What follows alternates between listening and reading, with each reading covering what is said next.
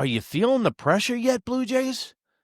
Are you starting to feel first place slip away from you with only a 2-game cushion now? And the Yankees playing their best baseball of the season, Toronto and Red Sox fans? The rest of the AL East is on notice. The Bronx Bombers are back, and they're in their usual postseason form. Best starting rotation, best bullpen, best offense. Red Sox and Blue Jays fans, you're on notice. The Yankees are back. Suck. Driven deep to right field. Going back is Springer. Turning, looking. See ya. A home run from Bednar. And just like that, the Yankees lead 3-0. Runner goes. The throw to second. Got him. Oh, what a throw and a great catch by Jack. Good evening and welcome to another installment of the New York Minute Sports Show. The Yankees win the biggest series of the season. We got highlights. We got Aaron Boone's post-game press conference. It's New York Minute Sports. It's New York sports for New York nuts. Don't forget to like. Don't forget to subscribe. Let's go! It's New York Minute Sports. It's New York Sports Talk with Sports Nuts. Don't Well, what's going on, Yankee fans? I don't know about you, but I am utterly pumped up with the biggest win by far of the season for the New York Yankees today. Guess what? They showed up. It was Mad Max Fury Road. 2 men enter, 1 man leave Thunderdome in the Bronx. And Mad Max Fried, Fury Road comes out on top. And everybody got really nervous in the beginning of the game. I thought it was going to be a shootout. Max Scherzer, Max Fried, 2 reliable guys who usually shut other teams down. They were reeling in the beginning of the game, 3-3, and then Max Scherzer exits stage left. But guess what? Our ace of the New York Yankees, our MVP of the pitching staff, our stopper, Max Fried, has that really rough inning, 57 pitches at one point in the second inning, and then he holds it down. He gets his shit straight, and he goes 7 innings pitched today with a gem, a gutty gem. There's different kinds of games that you can pitch. You can pitch a flawless game. You can pitch a game where you don't have any of your stuff, but you are so determined, and you are such a winner that you're like, I'm not going anywhere. I know I have nothing today, but I'm staying in this game until the 7th inning, and that's exactly what Max Fried did well. Look at that play by Anthony Volpe. This team is waking up at the right time. This team is gelling at the right time. And I don't know about you guys, but I am excited about the remainder of this September of the baseball season, because if you look at the rest of the league in Major League Baseball and the American League, the Yankees are one of the best teams that are going to be in the playoffs this year. And if you match up their bullpen and starting rotation against anybody, they're going to be a problem as long as they don't shoot themselves in the foot. Benny goes boom, baby. My adopted son of the season. This is why I was texting my buddy Tommy K at 3 o'clock in the morning in February. Ben Rice. Maybe because I got a screw loose, but maybe because I believed in this guy so much. He's our 4th day catcher, and now he's our future first baseman, and he made excellent plays at first base today. By the way, head on a swivel today. Who is the asshole that booked every sporting event in New York at 1 o'clock? Giants, Jets, Mets, Yankees, everything. New York Minute. I was spinning around because I didn't know what to do. I didn't know what to watch first, and I needed to concentrate because I locked down on the Yankee game today, because that's what's more important, guys. I bleed pinstripes before anything else. Also, yes, I'm a Jet fan. I had to address this with my Yankee fans. I keep getting comments, NEWYRKMIN. NEWYRKMIN on Instagram. I keep getting comments. You're a Jet fan? What's wrong with you? I can't believe you're a Jet fan. Hold on. You're a Jet fan? You're a Yankee fan, though. I'll tell you the quick story. Real quick. My grandfather, Thomas, who I stayed with in the summer times and watched baseball with all the time, ran the phones at Shea Stadium since its inception till about 1979. Diehard Met and Jet fan. I took one thing from him. I took the Jets. I couldn't take the Mets. I've loved the Yankees since day one. So that's the little Jets story. But I digress. I think Aaron Boone tried to get cute today, and hear me out. He always tries to get cute. He tried to put Lolev Devin today in the 8th inning in a high-end game because he knew that everybody was watching football. He knew he wasn't going to get his balls busted that much on social media because it's week 1 of the NFL season and that everybody was watching the Jets and Giants in the tri-state area. So he's like, you know what? Well, nobody's looking. Let me put Devin there. Let me put Lolev Devin there. He made it interesting, but Lolev Dev got out of the 8th inning, and then our boy, the Bulldog Bednar shows up, and the Renegade shuts the game down, and the Yankees get the victory. How we feeling, Blue Jay fans? You know what's so funny? Earlier in the year when the Blue Jays were eating our lunch all the time, you guys have been nice in the comments. You are Canadians. I'll give you that much. But a lot of the shit talk from Blue Jays fans, I said it to you 2 weeks ago. How are you feeling, Blue Jay fans? Feel that knock on the door? Can't you hear me knocking? That's the Yankees. Blue Jays. You thought that you guys had this division all locked up about a month ago and that the Yankees were just going to completely roll over and die. But Blue Jays fans, we're 2 games out and we're coming from you. And also, I want to check in with my Blue Jays fans in the comments section. How you feeling after today's series? Yeah, you might have won the season series, but how's that taste in your mouth? Do you think if you play the Yankees in the playoffs right now, do you feel confident against us? I don't think so. I told you a month ago on this show that the Yankees were coming for you. I told the Red Sox fans that the Yankees are coming for you. And guess what? Can't you hear the Yankees knocking, Blue Jays and Red Sox fans? Because we're playing our best baseball of the season at the right time. The Yankees are 4-2 in the first 6 games of the 12-game set. Next is Detroit, and the Yankees are firing on all cylinders. And I'll give you something scary to think about for a second, Yankee fans.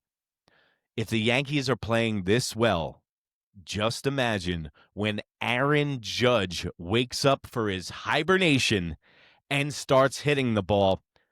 This is going to be a dangerous team. And I'm feeling good about the rest of September and October. Let's go to Aaron Boone, Bubbles, Buffoon, Baboon, boop, boop, all aboard the excuse train for Aaron Boone's post-game press conference. So my question to you guys, is today a confidence builder for Lolev Dev? Or should we not trust him at all? Because you see Aaron Boone starting to sneak Lolev Dev back in. And I know that he had some rest today, but he did look good. Tell me in the comments below. Should we get tricked back into this? Or should we stick to our guns and know that Devin Williams is no good for the Yankees and he should be in Jonathan Loáisiga time in the 5th and 6th inning with a 4-run lead? I don't like to make excuses, and I was saying that the people talking about what time they got in for the first game and all that, and there was some truth to it. Looking back at it, the way that the Yankees played the last 2 games, they came out flat in the first game because they were flat. They were tired, and they got in really late, but then also half of my other brain says that they're 23 and that you could not sleep for 2 days and play a doubleheader the next day at that age. And it's on to the next one. What have you thought of McMahon's glove since coming here? Great. I mean, 18-7 in their last 25 games. Ryan McMahon, godsend. Brian Cashman, give him kudos, guys. Trade deadline, everyone was like, who you getting these scrubs from the Nationals and the Rockies and all these bad teams? But if you look at his defense at third base, he's the best defensive third baseman we've had since Alex Rodriguez, and he might be a better defensive third baseman than Alex Rodriguez because Alex was a shortstop. Ryan McMahon, if he can have some pop occasionally and give you pesky at bats, you got to leave him in the lineup. I've been a big advocate of putting Caballero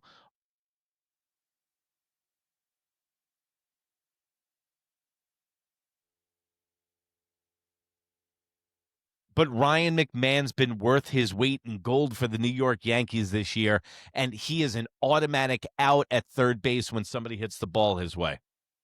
That's what it's supposed to look like. He can pick up a ground ball. I used to say about Gio, looks like he's slipping into a warm bath when he picks up a ground ball. That Max got that same quality. Big arm. Yeah, that makes me feel weird inside. It looks like he's dipping into a warm bath when he plays third base. I don't know what's going on in the locker room, guys. Half of these guys got a little sugar in their tank. I'm not asking any questions. Uncle Eric doesn't care what you do after you check out from the Yankees, but I don't know what that means. But I guess it means he plays a good defense, so thumbs up from Uncle Eric here. Arm, big third base arm, athletic, rangy. He's really good over there. Obviously, the result was good, but just what stood out to you about that Rice at bat, 10 pitches there in that first inning? Well, that first of all, just the quality. Those are exactly the at-bats that I'm talking about. The Yankees are capable of having pesky at-bats. They're capable of working pitchers. Ben Rice is very good at doing that. Trent Grisham is doing that. That's why Trent Grisham is a good quasi-leadoff guy. Even though he hits for power, the way he sets the table up, the way that he gets 10 to 11 pitches and gets Aaron Judge and Giancarlo Stanton to sit in the dugout and to see those pitches, and then they get to communicate when they go back. How many times have you seen Trent Grisham stop Aaron Judge or Cody Bellinger when he's walking back to the dugout to share some notes, share some information, even before they get to the iPad? But Ben Rice, 10 or 11 pitches per at bat against Max Scherzer. Max Scherzer is a good pitcher. Yeah, he was a little rough today, but also his game plan is really good. So when Ben Rice goes out there, his eye is great.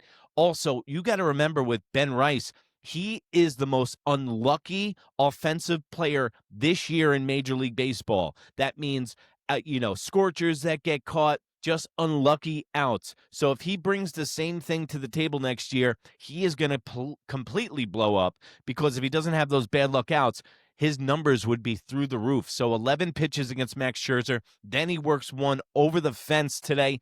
Ben Rice, the young guys, the veterans, this team is mixing and gelling at the right time, guys. I'm sniffing a good series of games here with the Yankees finishing strong in September. Of the at bat, battling, spoiling. I think he started 0-2 also, to get it back to where he did and getting a pitch that, he didn't miss. And that's, the at bat of the day, obviously. So huge swing by him to give us a lead. They do what they do and scrap back right back into it. And then also the Yankees won a close one today, 4-3. They didn't win it 8-3 and like they usually do. I like to see these kind of wins because that means that the Yankees can win in crunch time. Today was a high leverage situation. Low-lev Dev came in. Volpe didn't shoot himself in the foot. Knock on wood. But that was a good performance by the New York Yankees. Solid win. Biggest series win of the season. I love it, guys. I have zero complaints for a guy that literally goes through and splits hairs. For a guy like me that you literally and then using for a guy like Jesus Christ, for a guy like me who loves to split hairs, I have zero complaints today for the New York Yankees. But yeah, let's go back to this stat. Fried and Rodon, 16 wins each this season. First New York left-handed pitcher duo with 16-plus wins since 1998. David Wells and Andy Pettitte. You know what happened that year, guys. And wow, man, things have really changed. David Wells was a party animal. I got to do a whole episode just on David Wells for my younger Yankee fans, that this guy was a wild man. The night that he threw a perfect game, the night before, he was at the Playboy Mansion hanging out with Hugh Hefner, and he got hammered, woke up still drunk, and he almost didn't pitch because of his hangover. Then he put on Babe Ruth's cap that he bought off of eBay, got fined $65,000, and pitched a perfect game. Yeah, and you wonder why I complain about the status of Major League Baseball nowadays, because that's what I grew up watching. Had a David Wells poster in my room, cried the day they traded him for Roger Clemens to the Toronto Blue Jays. He was my favorite Yankee by far. David Boomer Wells, baby. What a guy. I feel like we have a lot of guys that are in a good place, and we are in a position to go get it. Now we got to go do it. But I've felt that way for a long time, and hoping that it all comes together, and the timing's perfect. But yeah, it really is just day to day. Dan, what did you think of Judge? The ball found him a lot there early on with the throws early. Good. I thought he got a good throw off in the corner there. Something's up with Judge's arm. He's probably going to, listen, in my medical opinion, okay, Judge is probably going to need Tommy John maybe after the year. It doesn't knock out positional players as long as it does pitchers, but you can see he's throwing to Jazz. And the assignment is, as soon as Judge catches it, get it into Jazz as quickly as possible. Jazz will try to meet Aaron Judge halfway as possible and use Jazz's arm to facilitate the ball into the infield. But yeah, Judge is hurt, but he's catching it. He's got to be out there. You can't put Giancarlo Stanton out there. Giancarlo Stanton already had 100 innings out in the outfield and right field, and that's like warning time for him to actually get some injuries and shit. But another thing I want to say about Aaron Judge, you know what? Aaron Judge might have to get kicked out of a game to argue a ball and a strike. Now, hear me out for a second. He never does. He never argues. He got kicked out once, like 2 years ago, whatever. But I think that the umpires, they don't walk all over him, but there's no ramifications to their actions. Aaron Judge is the best player in baseball. He is the face of Major League Baseball. If you can get away with it, if you give a little shit to the umpire, they might listen to Aaron Judge, because I'm just getting tired of seeing him get sliders right out of the strike zone, get called strikes for the last 4.5 years. Was it Springer's double, maybe? Or no, Clement. Yeah, he hit the double in the corner there. Thought he got off a really good throw. And then I thought stayed within himself, well throughout out there, and, just getting with him now. Felt like it went pretty well. So, I thought he looked good. Any thought to running for him in the 8th? Look at that. Fried, 7 innings pitched, 6 hits, 3 runs. Didn't have anything today. Still got the win. He was not sharp today at all and still got the win. That's an ace.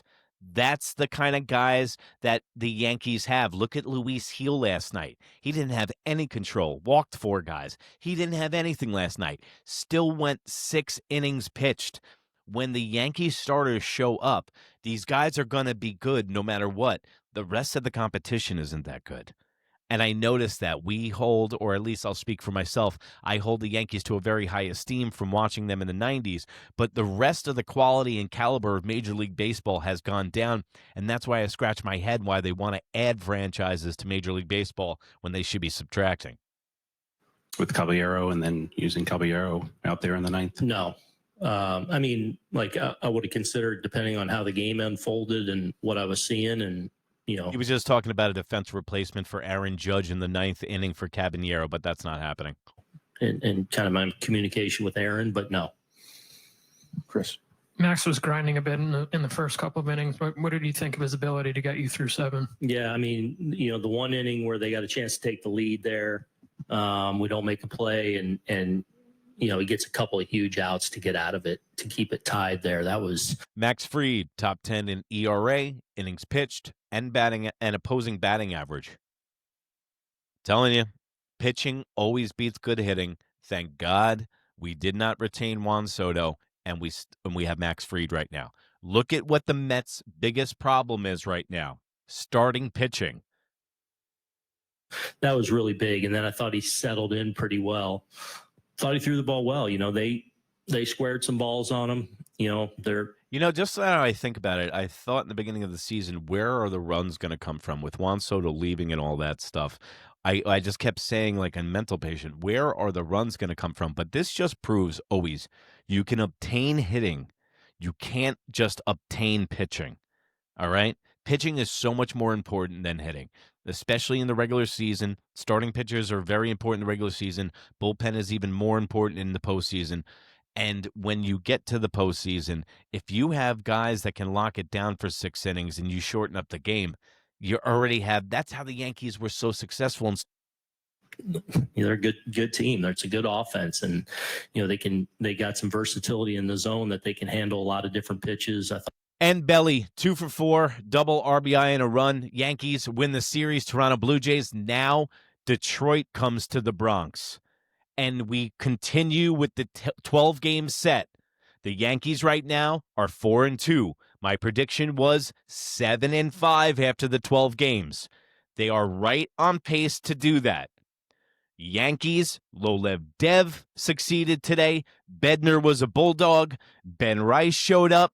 Yankees are firing on all cylinders. Just imagine when Aaron Judge shows up and starts hitting the ball. Maybe Aaron Judge will get hot at the end of September into the postseason for the first time in his career, because if the Yankees are playing this well and Aaron Judge decides to blow up, we're going to be fitting our finger for a ring, folks, and you can fit yourself right over at Instagram, New York Minute. That's NEWYRKMIN, and also right here, New York Minute Sports. Don't forget to like, don't forget to subscribe. And Yankee fans or Giant fans or football fans in general, go over, check my Jets game. And Yankee fans that are also football fans, go over, check out my Jets show. I know the Jets are a joke, but I do my post-game show, and I do analysis on them, and it's just as frustrated, and it's just as a hot take as this is, because the Jets have been killing me for years, but the Yankees are saving me. That's why I'm a Yankee and a Jet fan. Parody. The Jets kill me, the Yankees lift me up. One's a loser, one's a winner. It happens, folks. Yin and yang. Try it out. Remember, if you can't be good, be bad, baby. Bye.